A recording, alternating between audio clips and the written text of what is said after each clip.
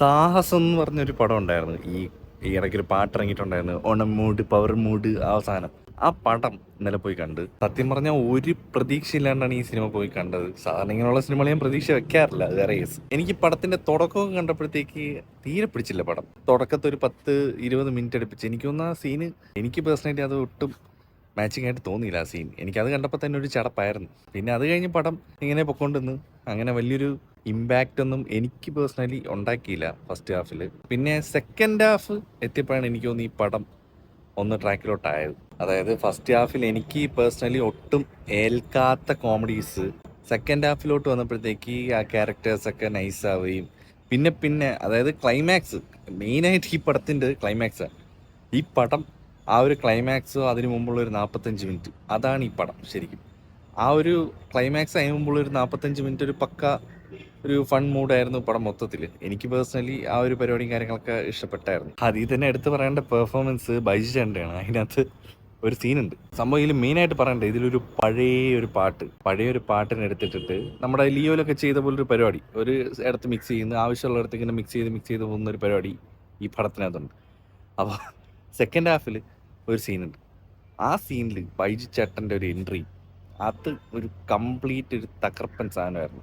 അങ്ങനത്തെ കുറച്ച് സീനുകൾ, അതായത് സിറ്റുവേഷൻ കോമഡി പ്ലസ് ഇതുപോലെ കുറച്ച് നല്ല സീനുകൾ സെക്കൻഡ് ഹാഫിലുള്ളതുകൊണ്ട് എനിക്ക് ആ സെക്കൻഡ് ഹാഫും അതിലെ കുറച്ച് പരിപാടികളൊക്കെ ഇഷ്ടപ്പെട്ടായിരുന്നു. പിന്നെ ബൈജു ചേട്ടൻ മാത്രമല്ല, അഭിനയിച്ച എല്ലാവരും എനിക്ക് അത്ര വലിയ കുഴപ്പമായിട്ടൊന്നും തോന്നില്ല. പക്ഷേ പേഴ്സണലി എനിക്ക് ഈ പടത്തിൽ ഇഷ്ടപ്പെട്ടത് ബൈജു ചേട്ടൻ്റെ പെർഫോമൻസ് ആണ്. ബൈജു ചേട്ടൻ, പിന്നെ നമ്മുടെ ബാബു ആൻവി ചേട്ടൻ, പിന്നെ നമ്മുടെ ശബരീഷ് പുള്ളിക്കാരൻ, ഭഗത് മാനൂർ, ഇവരെല്ലാം പെർഫോമൻസ് ഒക്കെ നൈസായിരുന്നു. അതിലും ഈ നേരത്തെ പറഞ്ഞ ഈ സിറ്റുവേഷണൽ കോമഡീസ് ആ സംഭവങ്ങൾ വന്നുകൊണ്ടാവണം ഈ സെക്കൻഡ് ഹാഫ് കുറച്ച് കഴിഞ്ഞപ്പോഴത്തേക്ക് ഈ പടം ഒന്ന് ട്രാക്കിലോട്ടായത്. പിന്നെ കഥയെന്നൊക്കെ പറയാനായിട്ട് ഇതിലങ്ങനെ ഭയങ്കര കഥയൊന്നും ഇല്ല. നമ്മൾ നേരത്തെ കുറേ പടത്തിൽ കണ്ട ടൈപ്പ് കഥയും സാധനങ്ങളൊക്കെ തന്നെയാണ് ഈ പടത്തിനകത്തുള്ളത്. അപ്പോൾ കഥയും കാര്യങ്ങളൊന്നുമല്ല.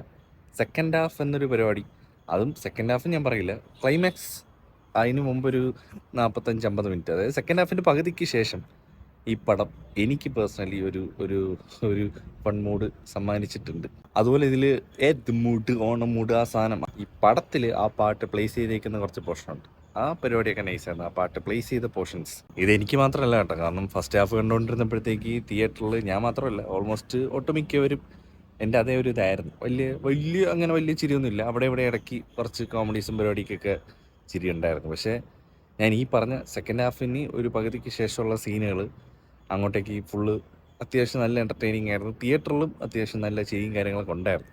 അതുകൊണ്ട് ഈ പടം ഓടുമില്ലോ അതൊരു സെക്കൻഡറി കേസാണ്. പക്ഷേ എനിക്ക് പേഴ്സണലി ആ ഒരു സെക്കൻഡ് ഹാഫ് അല്ലെങ്കിൽ അതിന് ശേഷമുള്ള പരിപാടികൾ കുറച്ച് കോമഡീസും കാര്യങ്ങളൊക്കെ ഉള്ളതുകൊണ്ട് എനിക്കിതൊരു വാച്ചബിൾ ഫ്ലിക്കായിട്ടാണ് തോന്നിയത്.